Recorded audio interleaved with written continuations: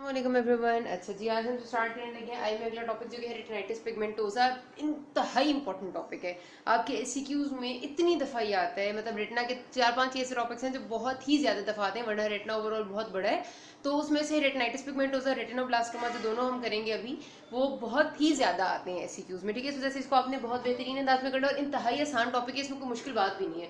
Retinitis pigmentosa basically आपकी एक genetic condition है, हेरिडिटरी कंडीशन है रेटिना की। आपके कुछ ऐसे जीन्स होते हैं जो आप फैमिली से इनहेरिट करते हैं, मतलब अपने पेरेंट्स से इनहेरिट करते हैं, और उन जीन्स की म्यूटेशन की वजह से it is a characteristic disorder जिसमें आपकी आहिस्ता आहिस्ता डीजेनरेशन होती है। पहले रेटिनल पिगमेंट एपिथेलियम की, और उसके बाद आपके जो सेंसरी रेटिना में layers of rods and cones है, उसमें भी पहले रॉड्स की होती है और फिर कोन्स भी इन्वॉल्व हो जाती हैं। तो जाहिर सी बात है, जब आपका मेन जो सेंसरी एरिया है जिसने रिसीव करनी है लाइट, वही डीजेनरेट हो जाएगा, तो आप विजन नहीं रहती आपकी, तो पेशेंट्स इसमें कंप्लीट ब्लाइंड हो जाते हैं और इसको हम रोक भी नहीं पाते, बिकॉज ये एक जेनेटिक कंडीशन है, ये आपकी हेरिडिटरी कंडीशन है, जेनेटिक म्यूटेशंस की वजह से हुई भी होती है, इस वजह से we can not do much better for it. तो ये आपकी रेटिनाइटिस पिगमेंटोसा है। ठीक है, तो क्या हो गया in short, this is a genetic hereditary condition which is characterised by progressive pigmentary retinal dystrophy. एक तो रेटिनल पिगमेंट एपिथेलियम की डिस्ट्रोफी होगी, which is followed by the sensory retinal dystrophy, जिसमें पहले रॉड्स एंड देन कोन्स भी involve हो जाएंगी।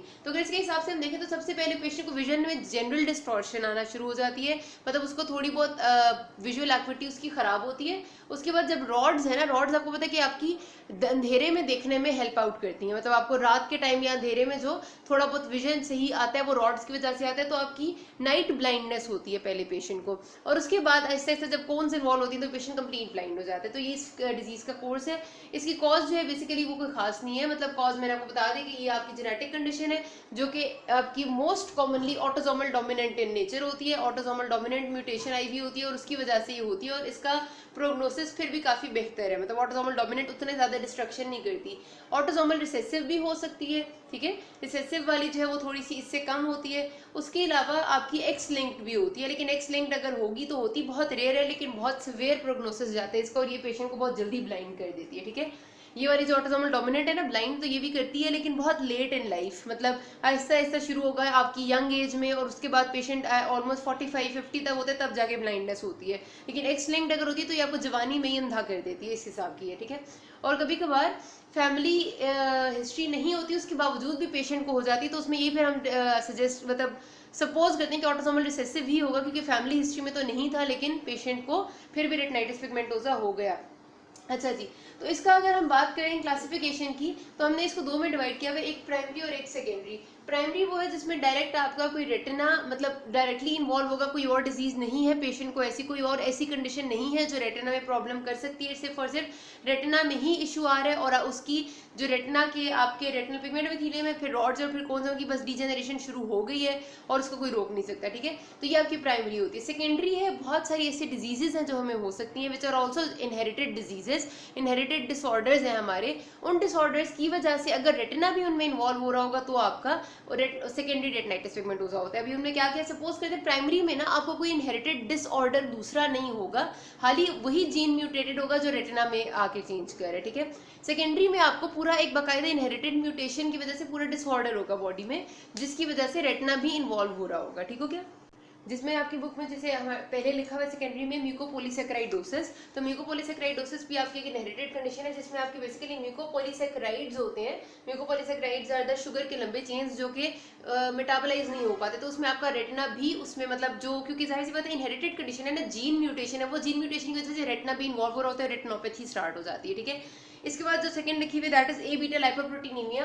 अब ए बीटा लाइपोप्रोटीनीमिया वैसे जो कंडीशन है ये भी इनहेरिटेड है, और इसमें जो आपकी जेनेटिक म्यूटेशन होती है वो क्या करती है कि लाइपोप्रोटीन्स की ना इसमें डेफिशिएंसी होती है, जिसकी वजह से आपकी डाइट में कुछ चीज़ों की कमी मतलब एब्जॉर्ब नहीं हो पाती है आपकी इंटेस्टिन से।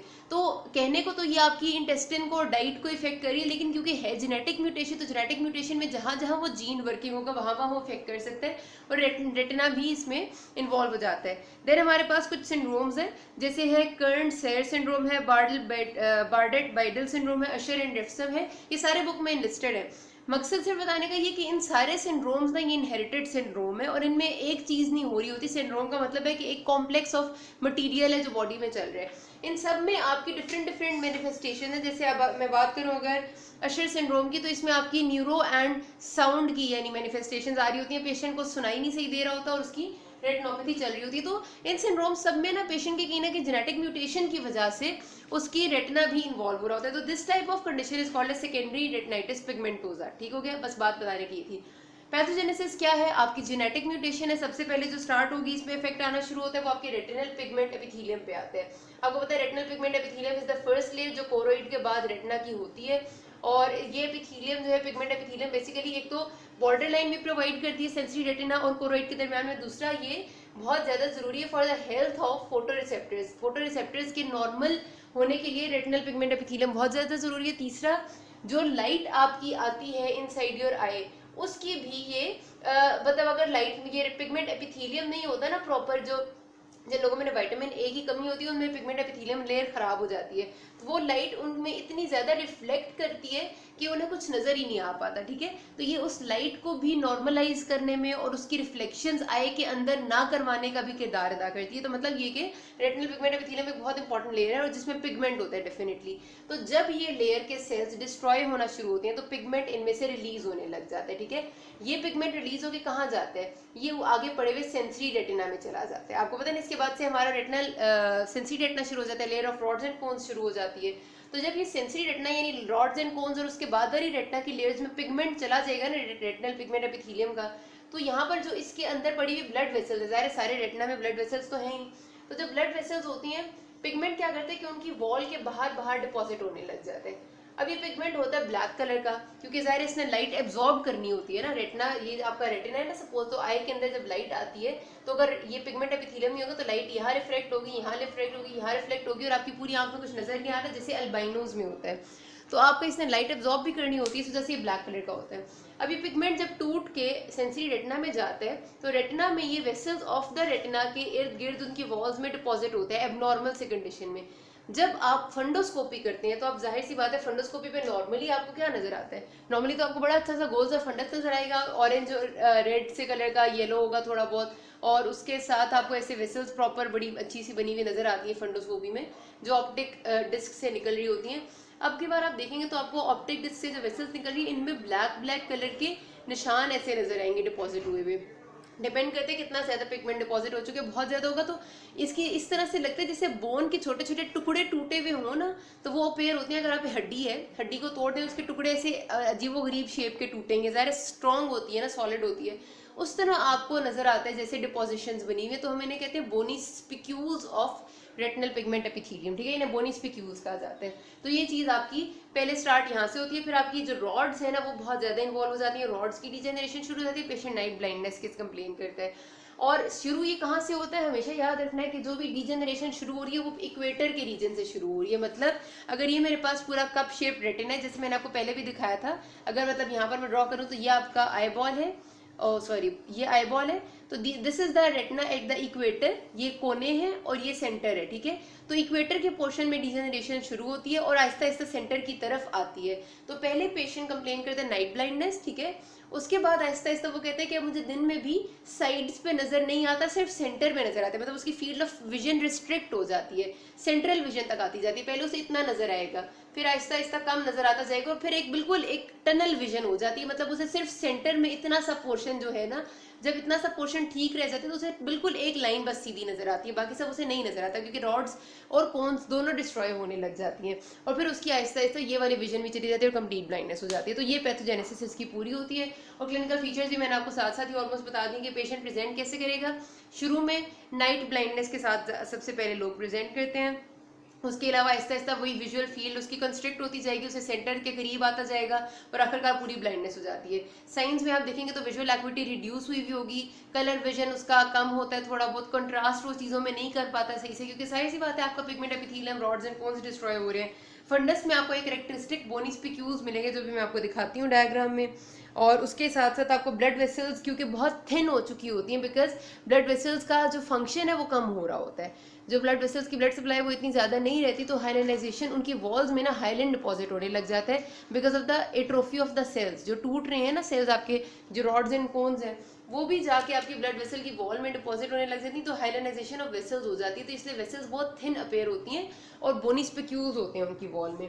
तो आपको मैक्यूला में बाकायदा डिजेनरेशन नजर आएगी, मैं आपको दिखाती हूँ अभी, ठीक है, एंड में। डायग्नोसिस हमने किस तरह से करें, डायग्नोसिस उसी जनरल फंडस फाइंडिंग्स से और पेशेंट के सिम्टम्स से भी हो जाते हैं। मतलब आप फंडस देखेंगे और आप पेशेंट के सिम्टम्स देखेंगे, आपको समझ में आ जाता है। पेरीमेट्री करेंगे तो आपको समझ आ जाएगा कि यार इसे तो बाहर बाहर नजर ही नहीं आ रहा, सिर्फ सेंट्रल विजन है, आपको मजीद समझ आ जाएगी। डार्क एडेप्टेशन आप चेक करेंगे, मतलब पेशेंट को लाइट में रखेंगे, उसके बाद अचानक से अंधेरे में ले जाएंगे। नॉर्मल बंदे 5 से 10 सेकंड लेते हैं और उन्हें नजर आने लग जाता है। इसमें डार्क एडेप्टेशन बहुत प्रोलॉन्ग होती है, 1-2 मिनट तक पेशेंट्स को नजर नहीं आता डार्क में, और अगर बिल्कुल नाइट ब्लाइंडनेस होगी तो बिल्कुल नजर नहीं आएगा। फिर आप इलेक्ट्रो रेटिनोग्राम, इलेक्ट्रो ऑक्यूलोग्राम वगैरह करते हैं तो पेशेंट के आपको मतलब ज़ाहिर है वो रेटिनोग्राम आपके रेटिना की वेव्स बनाता है। रेटिनोग्राम से सारे ग्राफ बनते हैं, आपको इलेक्ट्रो रेटिनोग्राम में रेटिना की जो इलेक्ट्रिकल एक्टिविटी है उसकी वेव्स बनती है, वो भी अब नॉर्मल होती हैं बिकॉज आपके पूरी एक लेयर, 1-2 लेयर्स रेटिना की जा रही हैं, तो जाहिर सी बात है कि वो ठीक तो नहीं बन सकता। अब ट्रीटमेंट इसमें ना कोई खास होती नहीं है बिकॉज ये एक जेनेटिक कंडीशन है जो आहिस्ता आहिस्ता प्रोग्रेस करती है और हम इसे रोक नहीं सकते। जो हम इतना कर सकते हैं वो ये कर सकते हैं कि हम पेशेंट को सपोर्टिव ट्रीटमेंट दें कि जल्दी जल्दी उसकी ब्लाइंडनेस की तरफ वो ना जाए, जिसमें हम विटामिन जो है ना वो बहुत इंपॉर्टेंट है। आपके रेटिनल पिगमेंट एपिथेलियम की ग्रोथ के लिए विटामिन ए यानी रेटिनॉल इज वेरी इंपॉर्टेंट, तो आप विटामिन ए और ई के सप्लीमेंट्स देते हैं पेशेंट को। उसके साथ साथ उसको कहते हैं कि ज़्यादा सनलाइट पे जाने की ज़रूरत नहीं है, और जब उसकी नज़र आहिस्ता आहिस्ता डेट्रियोरेट होती है तो उसको ग्लासेस वगैरह रेकमेंड करते हैं, लेकिन इसको कोई बाकायदा ऐसा नहीं है कि इसकी प्रोग्रेशन को रोका जा सके। अगर ये है तो ये होके छोड़ती है। डायग्राम्स देख लेते हैं, देन विल एंड। अच्छा जी, ये देखिए, अगर नॉर्मल विजन में जैसे हमें इतनी सारी फील्ड ऑफ विजन होती है हमारी, तो जो रेटिनाइटिस पिगमेंट होता है उसमें सिर्फ सेंट्रल विजन रह जाती है, साइड पे सारा ब्लैक होता है। अच्छा, ये फंडस की अपीयरेंस है, आपको नजर आ रहा है कितने ब्लैक ब्लैक कलर के जैसे बोनी स्पिक्यूल्स हो, ये सारे ब्लड वेसल की वॉल्स में डिपॉजिट होती है। और ये आप वेसल्स देखने कितनी थिन है बिकॉज इनकी हाइलाइनाइजेशन हुई हुई होती है। ऑप्टिक डिस्क आपको, ऑप्टिक डिस्क में एक्चुअली कोई प्रॉब्लम नहीं होती, लेकिन ज़्यादा येलो आपको इससे नज़र आ रही होती है बिकॉज इसमें ना मतलब हर सेल डीजेनरेट करे, वो डीजेनरेशन के सेल्स और कुछ फैटी डिपॉजिट्स मजीद डिपॉजिट हो रहे होते हैं उसकी वजह से, वरना इतना कोई इसका मसला नहीं होता, ठीक है। तो ये सारी सिलसिला यहाँ पर बात ख़त्म करते हैं। अभी तक कोई मसला हो, you can ask me. Thank you.